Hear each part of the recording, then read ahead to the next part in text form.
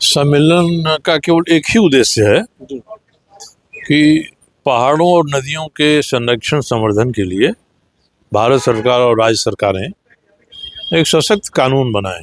अब इसका संरक्षण संवर्धन जरूरी इसलिए है कि हमारा जो विकास हो रहा है उस विकास में सबसे अधिक खतरा पहाड़ों और नदियों पर ही है।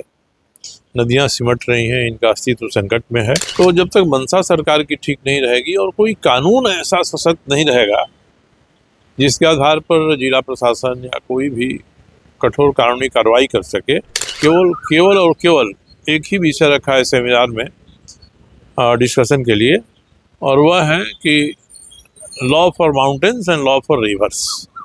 नदियाँ एवं पर्वत प्रकृति के अनमोल धरोहर है। इसके संरक्षण एवं संवर्धन की दिशा में जमशेदपुर में एक पहल होने जा रही है।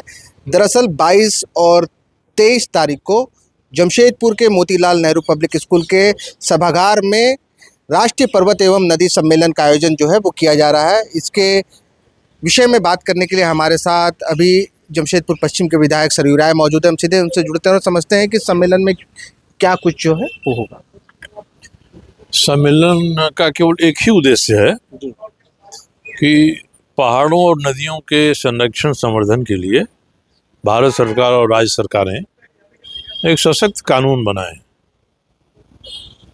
हम लोगों के परस्पर चर्चा में ये बात सामने आई कि इस देश में पहाड़ों के संरक्षण संवर्धन के बारे में कोई कानून नहीं है। वही स्थिति नदियों की भी है। अधिकांश नदियों की जमीन पर रैयतों का हक हो जा रहा है। रेती जमीन पर नदी बह रही है। अब इसका संरक्षण संवर्धन जरूरी इसलिए है कि हमारा जो विकास हो रहा है उस विकास में सबसे अधिक खतरा पहाड़ों और नदियों पर ही है। नदियां सिमट रही हैं, इनका अस्तित्व संकट में है, और पहाड़ों की जिस तरह से कटाई हो रही है लगता नहीं है कोई पहाड़ बचेगा। अब जमशेदपुर में ही साहेबगंज चले जाइए, दिखाई पड़ जाएगा मेन रोड से कि कैसे पहाड़ बेतरतीब तरीके से काटे गए हैं।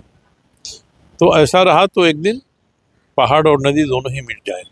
बिल्कुल, झारखंड में कई जगहों पर, जैसे कि आप साहेबगंज का जिक्र कर रहे हैं, कई जगहों पर पहाड़ों को बेतरतीब तरीके से काटा जा रहा है। वैसे ही अगर जमशेदपुर की बात करें तो जमशेदपुर से होकर के गुजरने वाली जो स्वर्णरेखा नदी है, ये इसका जलस्तर अगर देखें तो जलस्तर भी कम होते जा रहा है। इसका प्रमुख कारण जो है वो गंदगी है। नदियों की ठीक से साफ़ सफाई की कोई व्यवस्था नहीं है, और लगातार जो है जो गंदगी है इसके कारण से जो मछलियां हैं वो भी मृत होती जा रही हैं।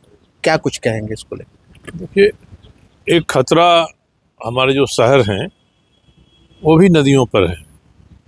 उद्योगों के कारण से बड़ा खतरा था। उद्योगों ने अब अपने जो प्रदूषण के जो कार्यक्रम हैं उस पर ध्यान दिया है, परंतु जो नगर बसे हुए हैं इनका कोई ध्यान नहीं है। भारत की सरकार ने एक सिटी रिवर अलायंस नाम से एक कंसेप्ट दिया है नियमों का, कानूनों का, कि अगर नदी किसी शहर से होकर गुजरती है तो एक दोनों में एक प्रकार की संधि हो, समझौता हो कि हम एक दूसरे के हितों का ख्याल रखेंगे।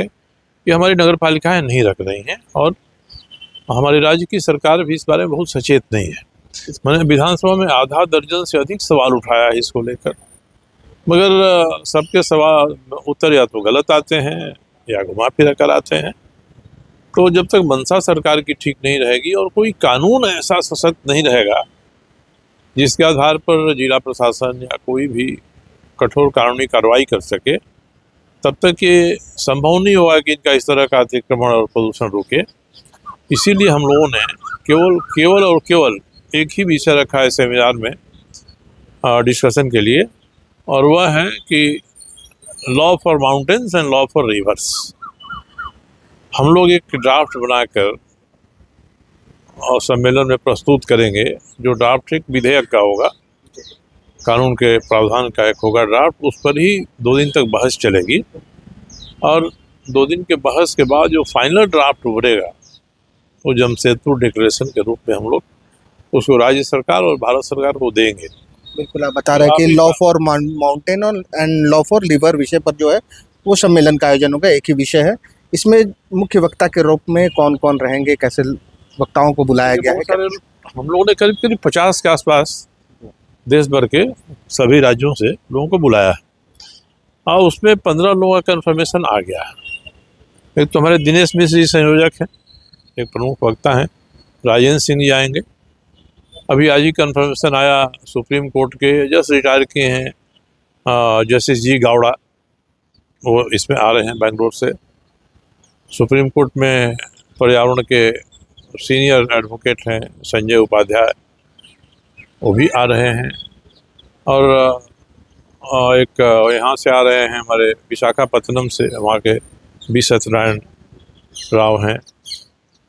ऐसे कई लोग हैं जिनकी सूची है, जिनका कन्फर्मेशन आ गया है।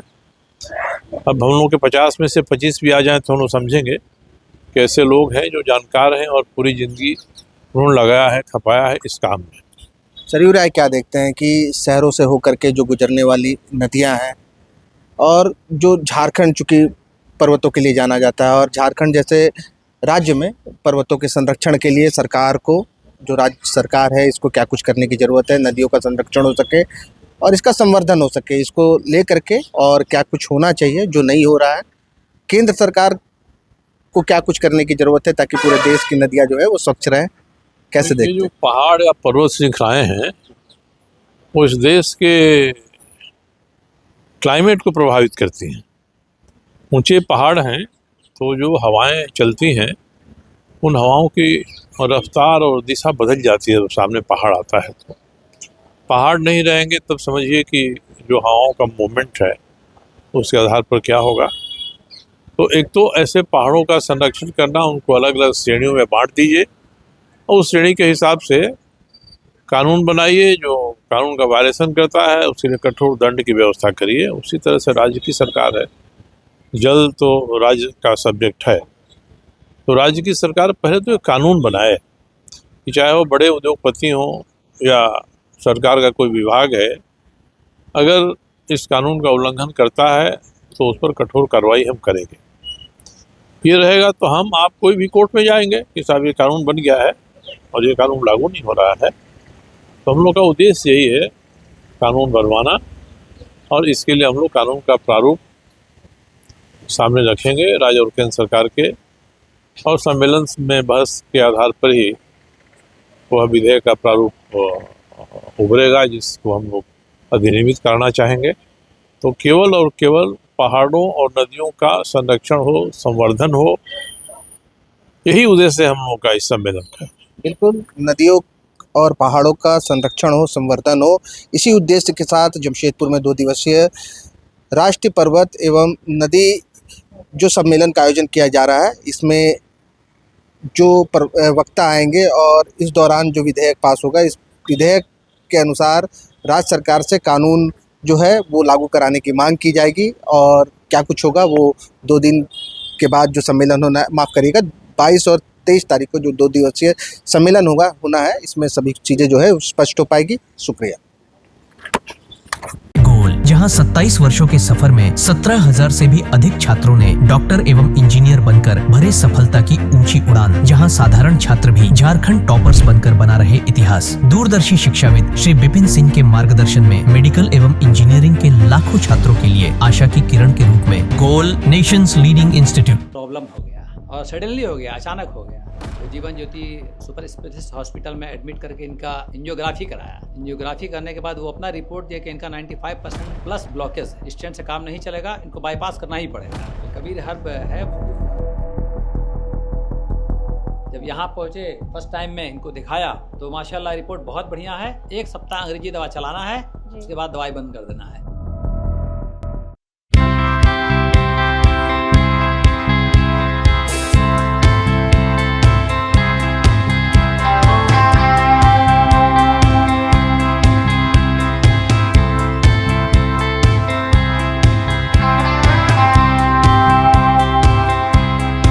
सरकारी परीक्षा की तैयारी का सबसे भरोसेमंद नाम NIBM। अच्छा कोचिंग ढूंढ रहे थे तो फिर गूगल में ही बताया कि यहाँ का रेटिंग भी बहुत अच्छा था। पुरुलिया से आए हैं यहाँ पर कोचिंग करने के लिए। IBM के बारे में मेरे एक भैया हैं जो पिछले साल ही बैंकिंग यहीं से प्रिपरेशन किए और इस बार IBPS PO में सिलेक्शन लिए। मेरा अभी फाइनल सिलेक्शन हुआ है RRB PO में, उत्तर बिहार ग्रामीण बैंक में। मेरा फाइनल सिलेक्शन RRB PO में हुआ है। and IPM. TheFollowUp.in. Like, share, and subscribe. www.thefollowup.in